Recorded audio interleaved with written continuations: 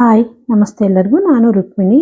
Sweets ಅಂದರೆ ಸಾಕು, ದೊಡ್ಡವರಿಂದ ಹಿಡಿದು ಚಿಕ್ಕವರವರೆಗೂ ಎಲ್ಲರೂ ತುಂಬಾ ಇಷ್ಟಪಟ್ಟು ತಿಂತಾರೆ. ಅದರಲ್ಲೂ ಸ್ವೀಟ್ ತಿನ್ನಬೇಕು ಅಂದರೆ ಸಾಕು, ಬೇಕ್ರಿಗೆ ಓಡೋಗಿ ತೊಗೊಂಬರೋಣ ತಿನ್ನೋಣ ಅಂದ್ಕೊಳ್ತೀವಿ. ಆ ರೀತಿ ಬೇಕ್ರಿಗೆಲ್ಲ ಹೋಗ್ದಲೇ ಮನೇಲೇ ಸಿಂಪಲ್ಲಾಗಿ ಒಂದು ಕಪ್ ರವೆ ಇದ್ದರೆ ಸಾಕು, ಸೂಪರ್ ಆದಂತಹ ಸಾಫ್ಟ್ ಆದಂತಹ ಸ್ವೀಟು ಹೇಗೆ ಮಾಡೋದು ಅಂತ ಹೇಳ್ಕೊಡ್ತಾ ಇದ್ದೀನಿ. ತುಂಬಾ ಚೆನ್ನಾಗಿರುತ್ತೆ, ತುಂಬ ಸಾಫ್ಟ್ ಆಗಿರುತ್ತೆ. ಮಕ್ಕಳಿಂದ ಹಿಡಿದು ದೊಡ್ಡವರು ಎಲ್ಲರೂ ಇಷ್ಟಪಟ್ಟು ತಿನ್ಬೋದು. ಬನ್ನಿ ಹೇಗೆ ಮಾಡೋದು ಅಂತ ನೋಡ್ಕೊಳ್ಳೋಣ ಈ ಸ್ವೀಟ್ನ. ನಾನಿಲ್ಲಿ ರವೆ ಸ್ವೀಟ್ ಮಾಡೋಕ್ಕೋಸ್ಕರ ಸ್ಟವ್ ಮೇಲೆ ಒಂದು ಬಾಣಲೆ ಇಟ್ಕೊಂಡು, ಬಾಣಲಿಗೆ 2 ಕಪ್ ಆಗೋಷ್ಟು ನಾನಿಲ್ಲಿ ನೀರು ಸೇರಿಸ್ಕೊಳ್ತಾ ಇದ್ದೀನಿ. ಒಂದು ಸೇಮ್ ಮೆಜರ್ಮೆಂಟಲ್ಲಿ, ನಾನು ಹಾಕಿರೋ ಮೆಜರ್ಮೆಂಟಲ್ಲಿ ತಗೊಳ್ಳಿ. 2 ಕಪ್ ನೀರು ಸೇರಿಸ್ಕೊಂಡು ಅದಕ್ಕೆ ಒಂದು 2 ಸ್ಪೂನ್ ಆಗೋಷ್ಟು ನಾನಿಲ್ಲಿ ಅಡುಗೆ ಎಣ್ಣೆ ಯೂಸ್ ಮಾಡ್ತಾ ಇದ್ದೀನಿ. ಬೇಡ ಅನ್ನೋರು ತುಪ್ಪ ಕೂಡ ಯೂಸ್ ಮಾಡ್ಬೋದು. ಒಂದು ಚಿಟಿಕೆ ಆಗೋಷ್ಟು ಉಪ್ಪು, ಆಮೇಲೆ 1 ಸ್ಪೂನ್ ಆಗೋಷ್ಟು ನಾನಿಲ್ಲಿ ಸಕ್ಕರೆ ಯೂಸ್ ಮಾಡ್ತಾ ಇದ್ದೀನಿ. ಇದ್ರ ಜೊತೆಗೆ ಒಂದು 5-6 ಡ್ರಾಪ್ಸ್ ಆಗೋಷ್ಟು ಯೆಲ್ಲೋ ಕಲರ್ ಯೂಸ್ ಮಾಡ್ತಾ ಇದ್ದೀನಿ. ಇಲ್ಲಿ ಆಪ್ಷನಲ್ಲು, ಬೇಡ ಅಂದರೆ ಸ್ಕಿಪ್ ಕೂಡ ಮಾಡ್ಕೊಳ್ಳಿ. ಇವಾಗ ಇದನ್ನು ಮಿಕ್ಸ್ ಮಾಡಿಕೊಂಡು ಇದು ಚೆನ್ನಾಗಿ ಕುದಿಬೇಕು. ಅಲ್ಲಿವರೆಗೂ 1 ನಿಮಿಷ ಇದನ್ನು ಚೆನ್ನಾಗಿ ಕುದಿಸ್ಕೊಳ್ಳೋಣ. ನೀರು ಚೆನ್ನಾಗಿ ಕುದಿ ಬಂದ ಮೇಲೆ ನಾವು ರವೆನ ಹಾಕ್ಕೋಬೇಕಾಗತ್ತೆ. ನೀರು ಕೂಡ ನೋಡಿ ಚೆನ್ನಾಗಿ ಕುದೀತಾ ಇದೆ. ಇವಾಗ ನಾನು ಇದಕ್ಕೆ ಚಿರೋಟಿ ರವೆ ಸೇರಿಸ್ಕೊಳ್ತಾ ಇದ್ದೀನಿ, 1 ಕಪ್ ಆಗೋಷ್ಟು. ನಮಗೆ ಇಲ್ಲಿ ನಾರ್ಮಲ್ ರವೆ ಕೂಡ ಯೂಸ್ ಮಾಡ್ಬೋದು, ಚೆನ್ನಾಗಿರುತ್ತೆ. ನಾನು ಚಿರೋಟಿ ರವೆ 1 ಕಪ್ ಸೇರಿಸ್ಕೊಂಡು ಅರ್ಧ ಕಪ್ ಆಗೋಷ್ಟು ನಾನಿಲ್ಲಿ ಮೈದಾ ಹಿಟ್ಟು ಕೂಡ ಸೇರಿಸ್ಕೊಳ್ತಾ ಇದ್ದೀನಿ.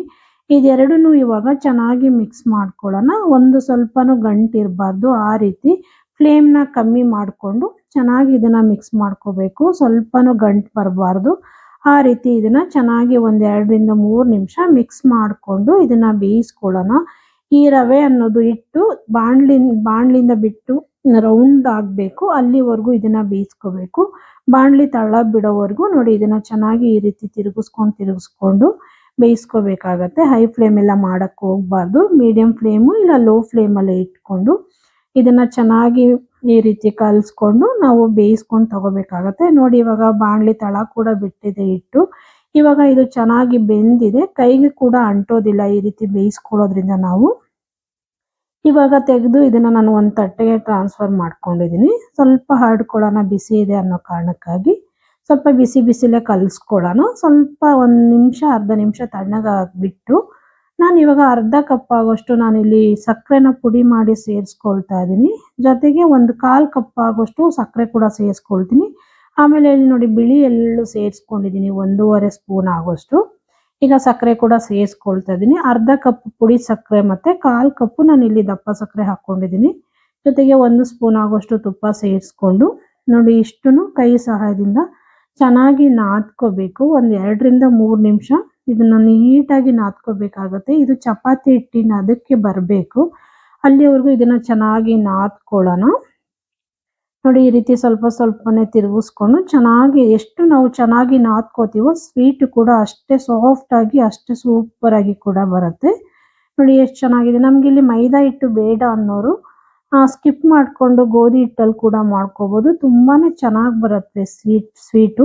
ಆಮೇಲೆ ಸಕ್ಕರೆನೂ ಅಷ್ಟೇ, ಎಕ್ಸ್ಟ್ರಾ ಸ್ವೀಟ್ ಜಾಸ್ತಿ ಬೇಕು ಅನ್ನೋರು ಕೂಡ ಸೇರಿಸ್ಕೋಬೋದು. ನಾನಿಲ್ಲಿ ಫ್ಲೇವರ್ಗೆ ಸ್ವಲ್ಪ ಏಲಕ್ಕಿ ಪುಡಿ ಕೂಡ ಸೇರಿಸ್ಕೊಳ್ತಾ ಇದ್ದೀನಿ. ಏಲಕ್ಕಿ ಪುಡಿನೂ ಸೇರಿಸ್ಕೊಂಡು ಇದನ್ನು ಚೆನ್ನಾಗಿ ಮಿಕ್ಸ್ ಮಾಡ್ಕೊಳ್ಳೋಣ. ನೋಡಿ ಈ ರೀತಿ ನಾದ್ಕೊಂಡು ಮಿಕ್ಸ್ ಮಾಡ್ಕೋಬೇಕು. ಸ್ವಲ್ಪನೂ ಗಂಟಿರಬಾರ್ದು, ಆ ರೀತಿ ನಾವಿಲ್ಲಿ ಚಪಾತಿ ಹಿಟ್ಟಿನ ಅದಕ್ಕೆ ನಾದ್ಕೋಬೇಕಾಗತ್ತೆ. ನೋಡಿ ಇಲ್ಲಿ ನಾದ್ಕೊಂಡಿದ್ದೀನಿ ಕೂಡ, ಕೈಗೆ ಸ್ವಲ್ಪನೂ ಅಂಟ್ತಾ ಇಲ್ಲ. ಈ ರೀತಿ ನಾವು ಚೆನ್ನಾಗಿ ನಾದ್ಕೋಬೇಕಾಗತ್ತೆ. ಹಿಟ್ಟನ್ನು ಆದಷ್ಟು ತುಂಬ ಚೆನ್ನಾಗಿ ನಾದ್ಕೊಂಡ್ರೆ ನಾವು ಇದನ್ನು ಬಿಸ್ಕೆಟ್ ಥರ ಆದರೂ ಆಗಿಲ್ಲ, ಸ್ವೀಟ್ ಥರ ಮಾಡಿಕೊಂಡು ಎಣ್ಣೆಲಿ ಹಾಕ್ಕೊಂಡ್ರೆ ಯಾವುದೇ ಕಾರಣಕ್ಕೂ ಬಿರುಕು ಬೀಳೋದಿಲ್ಲ, ಅಷ್ಟು ಚೆನ್ನಾಗಿ ಬರುತ್ತೆ. ನೋಡಿ ಇವಾಗ ಚಪಾತಿ ಹಿಟ್ಟಿನ ಅದಕ್ಕೆ ಇದನ್ನು ಚೆನ್ನಾಗಿ ನಾದ್ಕೊಂಡು ಒಂದು 10ರಿಂದ 15 ನಿಮಿಷ ಇದನ್ನು ರೆಸ್ಟ್ ಮಾಡೋಕ್ಕೆ ಬಿಟ್ಬಿಡೋಣ. ಹಿಟ್ಟು ಕೂಡ ತುಂಬ ಸಾಫ್ಟಾಗಿ ರೆಡಿ ಆಗುತ್ತೆ, ರವೆ ಆಗಿರೋದ್ರಿಂದ ಇದು. ನೋಡಿ ಇವಾಗ ಒಂದು 15 ನಿಮಿಷ ಆದಮೇಲೆ ತೆಗೆದು ತೋರಿಸ್ತಾ ಇದ್ದೀನಿ. ನೋಡಿ ಎಷ್ಟು ಚೆನ್ನಾಗಿದೆ, ನಾನು ಕೈಯಲ್ಲಿ ಹಿಂಗೆ ತೆಗೆದು ತೋರಿಸ್ತಾ ಇದ್ದೀನಿ. ನೋಡಿ ಎಷ್ಟು ಚೆನ್ನಾಗಿ ಬರ್ತಾ ಇದೆ. ನೋಡಿ ಹಿಟ್ಟು ಕೈಗೆ ಸ್ವಲ್ಪನೂ ಅಂಟುತ್ತಾ ಇಲ್ಲ, ಈ ರೀತಿ ಬರಬೇಕು ಹಿಟ್ಟು. ಈ ರೀತಿ ಬಂದ್ರೇ ಸ್ವೀಟು ತುಂಬ ಚೆನ್ನಾಗಿ ಬರೋದು. ನೋಡಿ ಈ ರೀತಿ ಅಂಟಬೇಕು, ಬಟ್ ಕೈಗೆ ಸ್ವಲ್ಪನೂ ಅಂಟಬಾರ್ದು, ಈ ರೀತಿ ರಬ್ಬರ್ ಥರ ಬರಬೇಕು, ಆಗಲೇ ಸ್ವೀಟು ಚೆನ್ನಾಗಿ ಬರುತ್ತೆ. ನೋಡಿ ಎಷ್ಟು ಚೆನ್ನಾಗಿ ರೆಡಿಯಾಗಿದೆ ಕೂಡ ಹಿಟ್ಟು. ಇವಾಗ ಇದನ್ನು ಇನ್ನೊಂದು ಸಲ ಚೆನ್ನಾಗಿ ಮಿತ್ಕೊಳ್ಳೋಣ. ನಾವು ಎಷ್ಟು ಚೆನ್ನಾಗಿ ಮಿತ್ಕೊಳ್ತೀವೋ ಅಷ್ಟು ಚೆನ್ನಾಗಿ ಬರುತ್ತೆ ಸ್ವೀಟ್ ಇದು. ನೋಡಿ ಇನ್ನೊಂದು ಸಲ ಇದನ್ನು ಸ್ವಲ್ಪನೇ ತಗೊಂಡು ಮಿತ್ಕೊಂಡು, ನಮಗೆ ನೋಡಿ ಯಾವ ಸೈಜಲ್ಲಿ ಬೇಕೋ ಆ ಸೈಜಲ್ಲಿ ಉಂಡೆಗಳನ್ನ ಕಟ್ಕೊಳ್ಳೋಣ. ನಾವಿಲ್ಲಿ ರೌಂಡ್ ಆಗಾದ್ರೂ ಕಟ್ಕೋಬಹುದು, ಇಲ್ಲ ಚಪ್ಪಟೆಯಾಗಿ ಕಟ್ಕೋಬಹುದು. ಮತ್ತೆ ಸೈಜು ಅಷ್ಟೇ ದಪ್ಪ ಸೈಜ್ ಬೇಕಾ ಚಿಕ್ಕ ಸೈಜಲ್ಲಿ ಬೇಕಾ, ನಮ್ಗೆ ಯಾವ ರೀತಿ ಬೇಕೋ ಆ ರೀತಿ ಕೂಡ ಉಂಡೆಗಳನ್ನ ಮಾಡ್ಕೋಬಹುದು. ನಾನಿಲ್ಲಿ ನೋಡಿ ಸ್ವಲ್ಪ ಸ್ವಲ್ಪನೇ ತಗೊಂಡು ಸ್ವಲ್ಪ ಚಪ್ಪಟೆಯಾಗಿ ಮಾಡ್ಕೊಳ್ತಾ ಇದ್ದೀನಿ. ಈ ರೀತಿ ಮಾಡ್ಕೊಂಡ್ರೆ ಎಣ್ಣೆಲಿ ಹಾಕ್ಬೇಕಾದ್ರೆ ಸ್ವಲ್ಪ ಬೇಗನೆ ಬೇಯ್ಕೊಳ್ಳುತ್ತೆ. ಹಾಗಾಗಿ ಸ್ವಲ್ಪ ಚಿಕ್ಕದಾಗೆ ಮಾಡ್ಕೊಳ್ತಾ ಇದ್ದೀನಿ. ಸ್ವಲ್ಪ ದಪ್ಪ ಮಾಡ್ಕೊಬಿಟ್ರೆ ಎಣ್ಣೆಲಿ ಬೇಯಿಸೋಕೆ ತುಂಬಾ ಟೈಮ್ ಹಿಡಿಯುತ್ತೆ. ಚಿಕ್ಕದಾಗಿ ಮಾಡ್ಕೊಂಡ್ರೆ ಒಂದು 4 ನಿಮಿಷದಲ್ಲೆಲ್ಲ ನೀಟಾಗಿ ಬೇಯ್ಕೊಬಿಡುತ್ತೆ ಇದು. ನೋಡಿ ಈ ರೀತಿ ಎಲ್ಲಾನು ಮಾಡಿ ನಾನು ತಗೊಳ್ತೀನಿ. ತಗೊಂಡು ಒಂದು ಅರ್ಧ ನಿಮಿಷದಿಂದ 1 ನಿಮಿಷ ಇದನ್ನ ಹಾಗೆ ಬಿಟ್ಬಿಡ್ಬೇಕು. ರೌಂಡ್ ಮಾಡಿ ಇಟ್ಬಿಟ್ಟು ಸ್ವಲ್ಪ ಆರ್ಕೋಬೇಕು ಇದು ಗಾಳಿಲಿ. ಡೈರೆಕ್ಟ್ ಆಗಿ ಎಣ್ಣೆಲಿ ಹಾಕ್ಬಿಟ್ರೆ ಹೊಡ್ಕೊಳ್ಳೋ ಚಾನ್ಸಸ್ ಇರುತ್ತೆ. ಹಾಗಾಗಿ ನೋಡಿ ಎಲ್ಲಾನು ಕೂಡ ಪ್ಲೇಟಲ್ಲಿ ಮಾಡಿ ಇಟ್ಕೊಂಡಿದ್ದೀನಿ. ಒಂದು ಅರ್ಧ ನಿಮಿಷ ಹಂಗೆ ಎಣ್ಣೆ ಕಾಯೋವರೆಗೂ ಇದನ್ನ ಹಂಗೆ ಆರಕ್ಕೆ ಬಿಟ್ಟಿದ್ದೆ. ಇವಾಗ ಸ್ಟವ್ ಮೇಲೆ ಎಣ್ಣೆ ಕೂಡ ಇಟ್ಕೊಂಡಿದ್ದೀನಿ. ಬಾಣಲಿ ಎಣ್ಣೆ ಕೂಡ ಕಾದಿತ್ತು. ಇವಾಗ ಒಂದೊಂದೇನೆ ಸೇರಿಸ್ಕೊಂಡು ನಾವು ಬೇಯಿಸ್ಕೊಳ್ಳೋಣ. ಎಣ್ಣೆಲಿ ಎಷ್ಟು ಹಿಡಿಯುತ್ತೆ ಅಷ್ಟು ಹಾಕ್ಕೊಂಡು ಮೀಡಿಯಂ ಫ್ಲೇಮಲ್ಲಿ, ಹೈ ಫ್ಲೇಮ್ ಎಲ್ಲ ಮಾಡಕ್ಕೆ ಹೋಗ್ಬಾರ್ದು. ನೋಡಿ ಎಷ್ಟು ಚೆನ್ನಾಗಿ ಸ್ವಲ್ಪನೂ ಒಡ್ಕೊಂಡಿಲ್ಲ, ಅದು ಅಷ್ಟು ಚೆನ್ನಾಗಿ ಬಂದಿದೆ. ಮೀಡಿಯಂ ಫ್ಲೇಮಲ್ಲಿ ಇದನ್ನ ಬೇಯಿಸ್ಕೊಳ್ಳೋಣ. ತಿರ್ಗಿಸ್ಕೊಂಡು ಬೇಯಿಸ್ಕೊಳ್ಳೋಣ. ಒಂದು ಸೈಡ್ ಬಬಲ್ಸ್ ಎಲ್ಲ ಕಮ್ಮಿ ಆಗ್ತಾ ಇದ್ದಂಗೆನೆ ಮತ್ತೆ ಇನ್ನೊಂದು ಸೈಡು ಕೂಡ ಇದನ್ನ ತಿರ್ಗಿಸ್ಕೊಂಡು ಬೇಯಿಸ್ಕೊಳ್ತೀನಿ. ಒಂದು 4 ರಿಂದ 5 ನಿಮಿಷ ನಾವು ಇದನ್ನ ಬೇಯಿಸ್ಕೋಬೇಕಾಗತ್ತೆ. ನೋಡಿ ಸ್ವೀಟ್ ತುಂಬಾನೇ ಚೆನ್ನಾಗಿ ಬರುತ್ತೆ. ಮನೇಲಿ ರವೆ ಇದ್ರೆ ಸಾಕು, ಚಿರೋಟಿ ರವೆ ಆಮೇಲೆ ಉಪ್ಪಿಟ್ಟು ರವೆ ಯಾವುದಿದ್ರೂ ಆಗುತ್ತೆ. ಹಾಕೊಂಡು ಮೈದಾ ಹಿಟ್ಟು ಅಥವಾ ಗೋಧಿ ಹಿಟ್ಟು ಯಾವುದಾದ್ರೂ ಆಗ್ಬೋದು, ಹಾಕೊಂಡು ನಾವು ಮಾಡ್ಕೋಬಹುದು. ನೋಡಿ ಎಷ್ಟು ಚೆನ್ನಾಗಿ ರೆಡಿ ಆಗಿದೆ ಸ್ವೀಟ್. ಇದು ನೋಡ್ತಾ ಇದ್ರೇನೆ ತಿನ್ಬೇಕು ಅನಿಸ್ತದೆ. ಅಷ್ಟು ಸ್ವೀಟ್ ಆಗಿದೆ, ಅಷ್ಟು ಸೂಪರ್ ಆಗಿ ಮತ್ತೆ ಟೇಸ್ಟಿಯಾಗಿ ಕೂಡ ರೆಡಿ ಆಗಿದೆ. ನೋಡಿ ಇಷ್ಟೇ ರೆಸಿಪಿ. ಇದು ಸರ್ವ್ ಮಾಡ್ಕೊಳ್ಳೋಣ. ತುಂಬಾ ಚೆನ್ನಾಗಿ ಸೂಪರ್ ಆಗಿ ರವೆಯಿಂದ ಮಾಡಿರುವಂಥ ಸ್ವೀಟ್ ರೆಡಿ ಆಗಿದೆ. ನೋಡಿ ಈ ಸ್ವೀಟ್ ರೆಸಿಪಿ ನಿಮಗೆಲ್ಲ ಇಷ್ಟ ಆಯಿತು ಅಂದ್ಕೊಳ್ತೀನಿ. ಇಷ್ಟ ಆದರೆ ದಯವಿಟ್ಟು ಶೇರ್ ಮಾಡಿ, ಲೈಕ್ ಮಾಡಿ, ಸಬ್ಸ್ಕ್ರೈಬ್ ಮಾಡ್ಕೊಳ್ಳಿ.